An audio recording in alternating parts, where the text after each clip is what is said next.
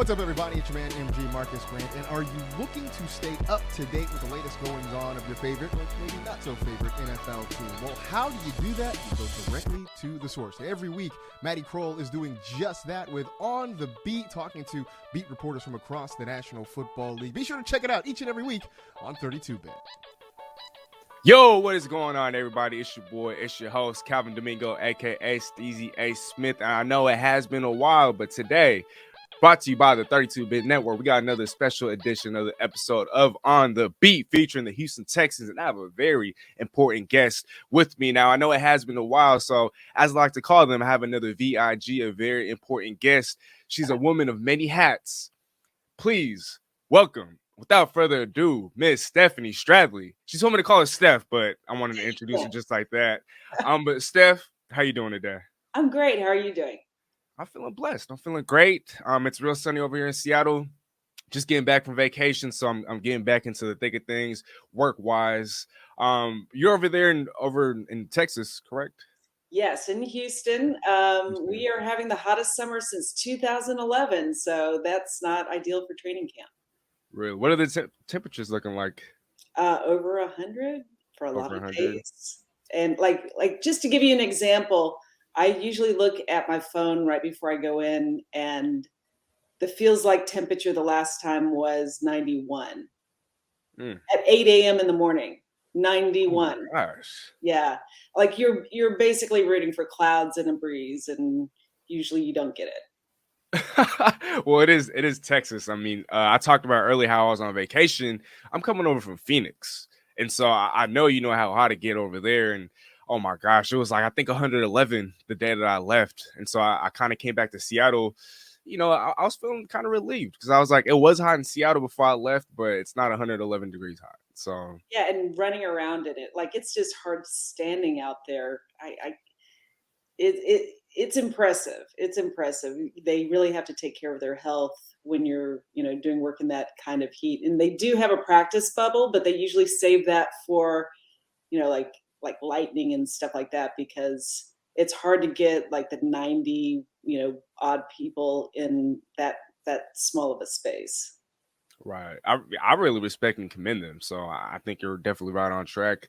But before we get started, Steph, I just wanted to say, I saw this on Twitter, but I saw that your daughter was recently diagnosed with COVID. So I just wanted to say, we will be praying for her, and I hope she gets well very, very soon.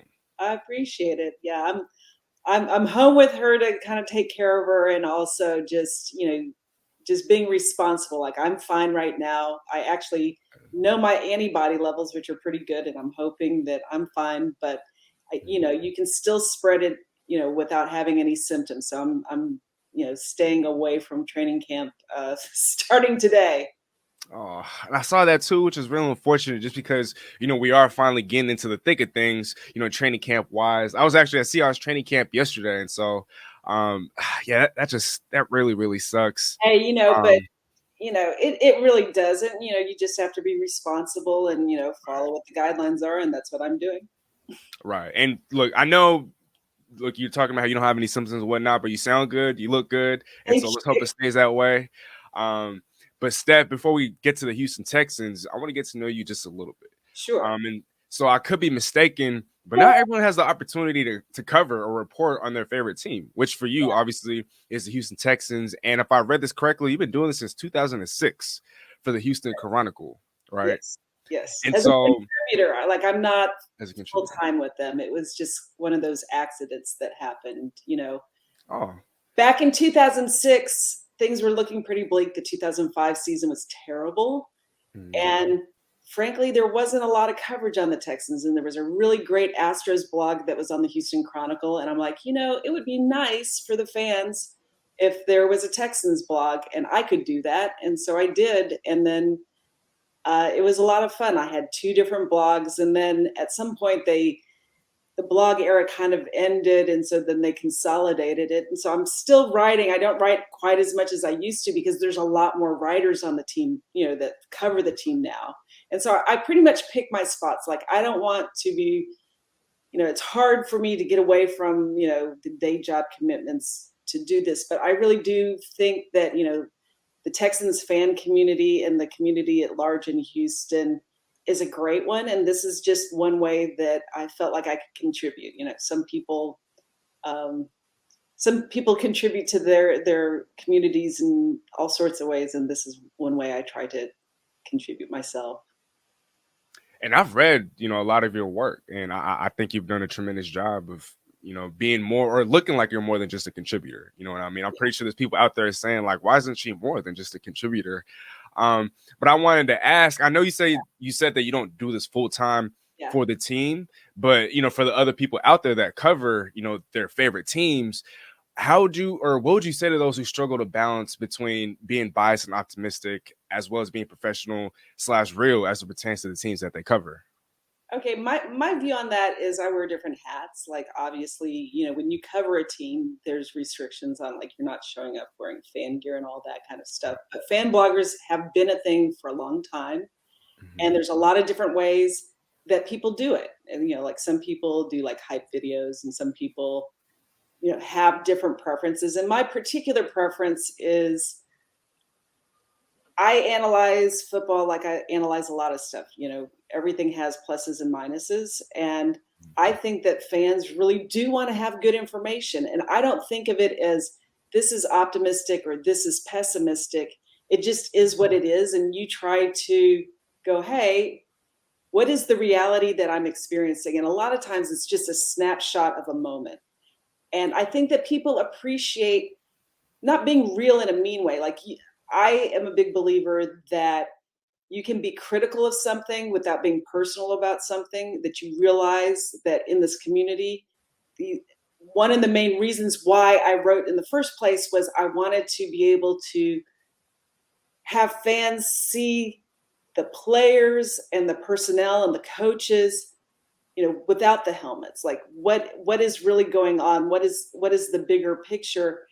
And everybody has the different things that they contribute to the conversation. And I just wanted to kind of talk about some of the things that I was interested in, and knowing other people. Like, I know what I think about it, but I'm one set of eyes. And it's really fascinating to me that a whole bunch of people can see the same thing and see different things from it, from their own perspectives and abilities. And that's what I try to bring to bear. Like, are there people that are much better on the minutia of, offensive line play? Of course. Like, if you've gone through it, you have that feeling. But what's great for me is, even after all this time that I've been following the team and covering the team, I always am learning new things, because there's always people that have a different perspective of it and know different information than you do. And when we all come together and just kind of talk through it, you get more insight. Right. Wow. Just wow. Well, like we talked about, you wear all these different hats. So not only are you a sports writer, obviously you're also a lawyer, like we talked about. Do you have a favorite between the two jobs? I don't really think of it in those terms. For me, it's more like, I feel very grateful for, like, the educational opportunities I've had, and being able to use that to just help people. Like, I know that people have this view of this is what lawyers are because they see it on TV. And I know even before I went to law school, I didn't know a single lawyer. And I certainly didn't know many, like, women lawyers. Like, it was like, let's see, there's Barbara Jordan and Sandra Day O'Connor. And, like, that's all I knew about the law. And one of the things that I enjoy doing with my practice and kind of connecting them is kind of recognizing that the lawyers that you see in the high profile things or on TV and just fiction things, I don't really see that as the reality I see day to day. I mean, really, if you're doing legal practice properly, you're helping people. If you're doing what you're doing right now, you're helping people. If everybody in a community helps people with their gifts and talents the way they can, it makes things good for everyone. And ultimately, I just want to watch relevant football with my pals and talk football, because I like football people, as a group. Like, they're fun people to talk football with. Like, if you really are obsessed about football, which I'm a little too obsessed about football, I have to say that this particular camp has had a lot of juice, and I've enjoyed watching it.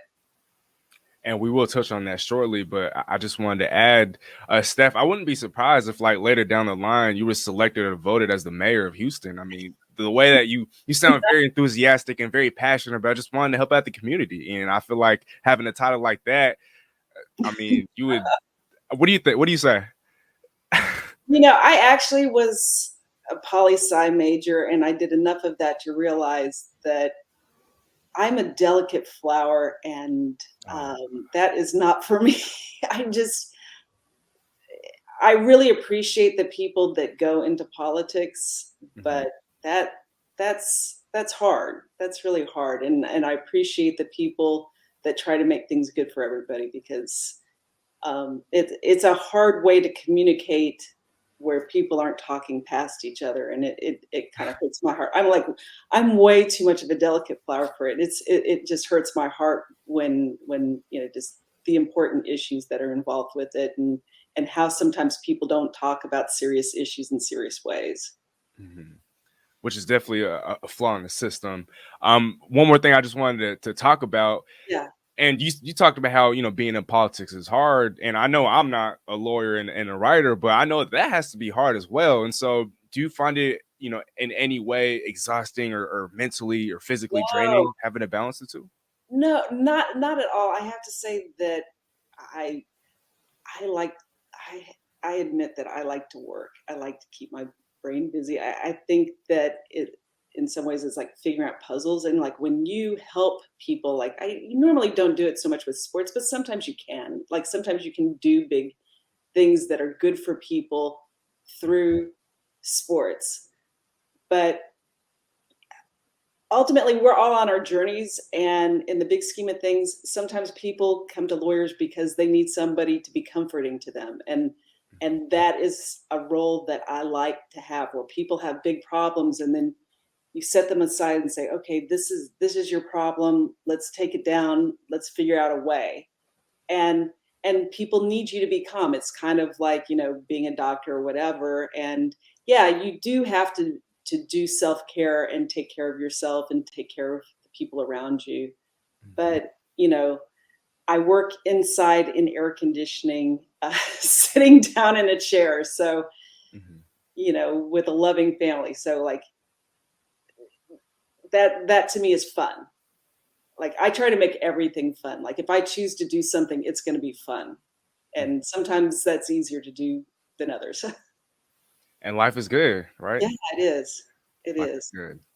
Okay, well, not to turn the subject into a more cloudy matter, but Deshaun Watson, in light of his proposed 6-game suspension that we found out about this past Monday, and there's gonna be a lot to unpack here, so you can kind of attack it from any angle that you want. But the question that I had phrased was, I know that he's a Cleveland Brown now, but how have Texans fans or just people in Houston, how have they dealt with the cloud that he seemingly put over the city?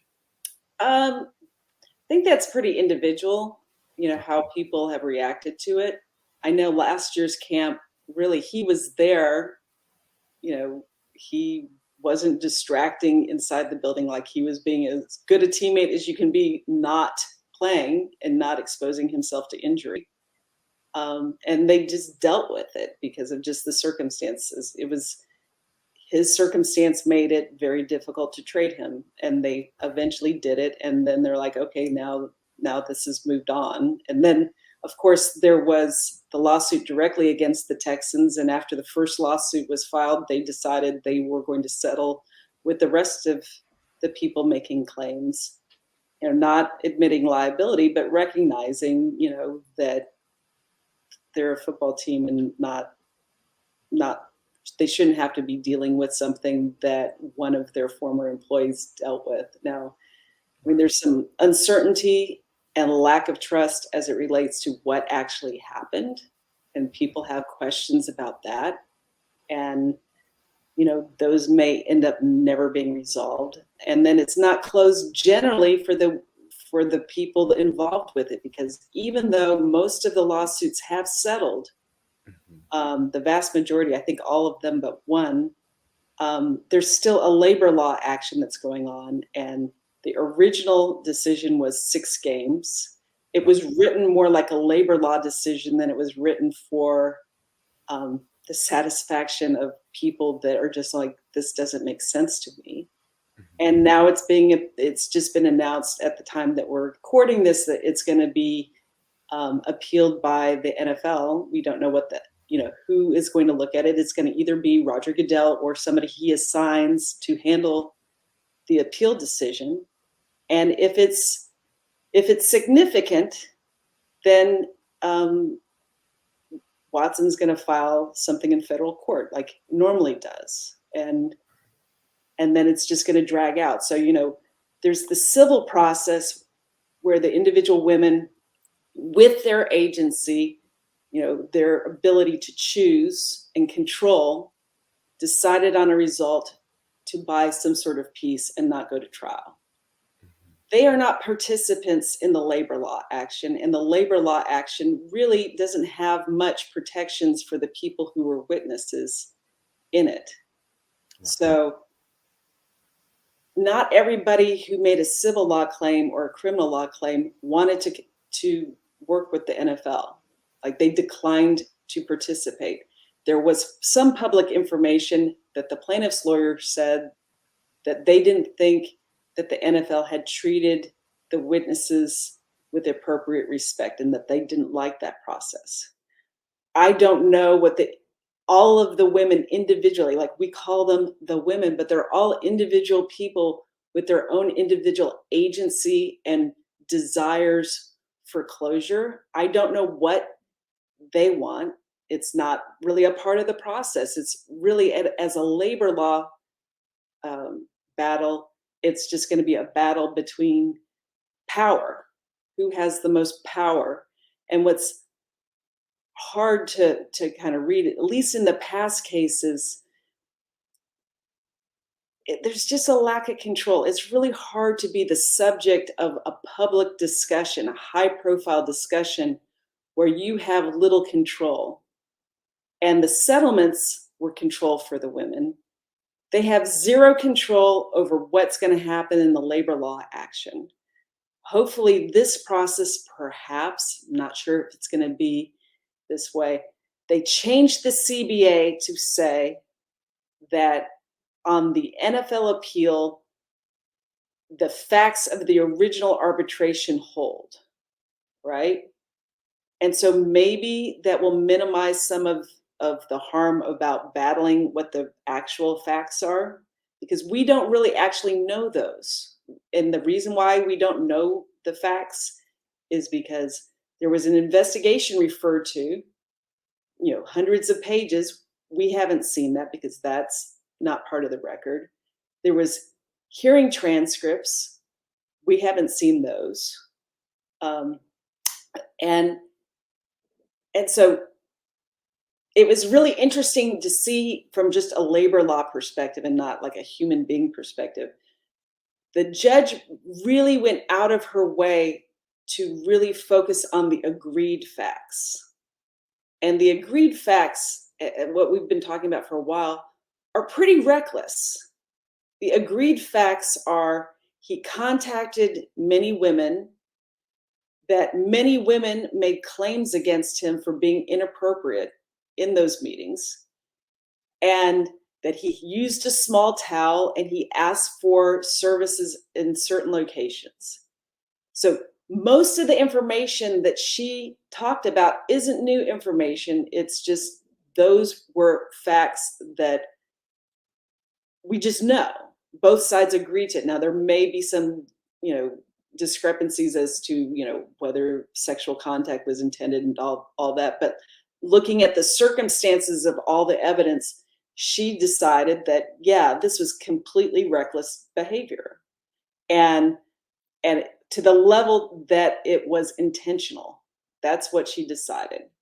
But then she, the part that is difficult for people is like, how is it with the witnesses that she saw and spoke to, how is it that it's only 6 games? And in that, it goes back to some other kind of questions. Is like, what kind of notice that you give players as to what the punishments are going to be for things? And that part of the discussion hits people in a wrong way. My bigger issue, which I don't think is widely talked about, is just any kind of litigation is really hard on all the witnesses and people at the center of it. And I hope that while we talk through these issues, that people discuss it seriously, because I have to say, I am not a participant of it. I think everything about this is disgusting. Just hearing about it is hard. How casual people talk about it is hard. And, that's just the nature of high profile cases. But people that should know better make jokes about it. People that should know better kind of talk about this as kind of like they seem overly excited that this is going to be the outcome. Almost like weathermen being too excited about hurricanes and tornadoes. I mean, litigation is hard on the participants and the people at the center of them. And I'm not sure that a labor law dispute really does protect people, because I have read every single discipline action that has happened since 2006. I read really fast. I'm guessing a lot of people haven't. And when you look into the records, it hurts my heart the way that it's not very kind to the women at the center of them, that the information that is received, and it's not mean, it's not intended to be mean, but if you're defending yourself, all the information comes out. And sometimes it's just not handled in a very respectful way. And it hurts my heart just seeing how not serious people talk about these things, that it's gleeful. And this kind of sensitive topic, everybody's looking and seeing how people talk about things, and the talk's reckless, but I mean, that's just how the modern world is with social media, and people don't keep people's humanity at the center of those kinds of discussions. I just don't care for it at all, but nobody cares about that. I don't think. Well, no, plenty of people. I think I'm yelling into the wind, asking people to, not meme this. Like, this isn't a meme. Right. This is serious stuff that as lawsuits go, they go on and on and on, and there isn't any closure. Right. Well, even if not a lot of people are taking this seriously, we do know that the NFL is trying to take this seriously. And like you alluded to. Are they? Are they? I would hope so. I mean, and you alluded to this. No, but seriously, they, obviously they are taking it serious to the extent that they hear the public backlash over the arbiter's decision. And the arbiter is like, hey, well, you didn't make the policy where you gave people appropriate notice, and you can quibble about that. But whatever happens at the next part, it's for labor law reasons. It's for the NFL to go, we're allowed to do this. It's not for, I mean, unless the NFL spoke to all of the women and said, hey, are you really great about us going forward because we're having a battle about how many games? Like, their labor law process doesn't help anyone who participates in it. Mm-hmm. In the past, it has been degrading to the women who have contributed information to them. Just the process. And it's not meant to be mean. They have great intentions, but the reality is that it hurts people. And, but it's a labor law discussion. It's not something that is designed to be helpful. And so, like, all the millions of dollars that they will spend having an appellate suit, that it could be spent on women's organizations. But I mean, people care about how many games, and it is relevant to people. So they're going to debate it with the facts that they know. And it's just, I don't think anybody talks about this stuff seriously.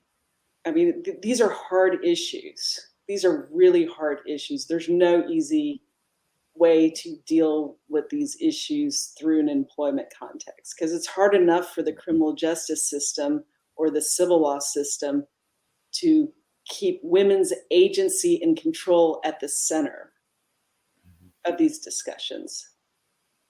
Agreed, and it's truly unfortunate. But just to kind of shift away from that for just a second, I don't know if you saw this on Twitter, but Jeff Darlington, and he covers the NFL for ESPN, he pointed out that if the NFL decides to go through, actually, no, they are going through with an appeal of the 6-game suspension. They're actually pushing for an indefinite suspension of at least a year and then a hefty fine if they were to ultimately go through with that. And we've seen this in the past with Ezekiel Elliott, Adrian Peterson, Tom Brady. They've actually taken it to court. And so do you think the NFL is willing to let this drag on even longer than it already has?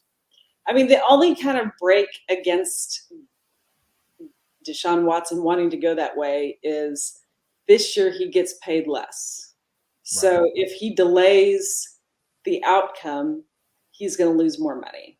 Uh-huh. So he might agree to just not continue with it just because of that. But it's a labor law issue. So both the NFL and the NFLPA don't want to set a bad precedent with this new CBA.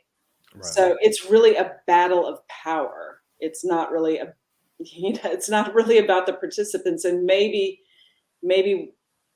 I don't know how it's going to turn out, but usually it takes a long time. Mm-hmm. And, people are rooting, fans of teams are rooting for the outcome that they want without really caring about who maybe gets hurt in the process of these kind of public debates. Okay. And just to kind of put a cap on this before we move on to the Houston Texans, ultimately, what do you think he serves as far as the suspension? No idea. It is a brand new process. I mean, I guess the baseline would be 6. Uh-huh.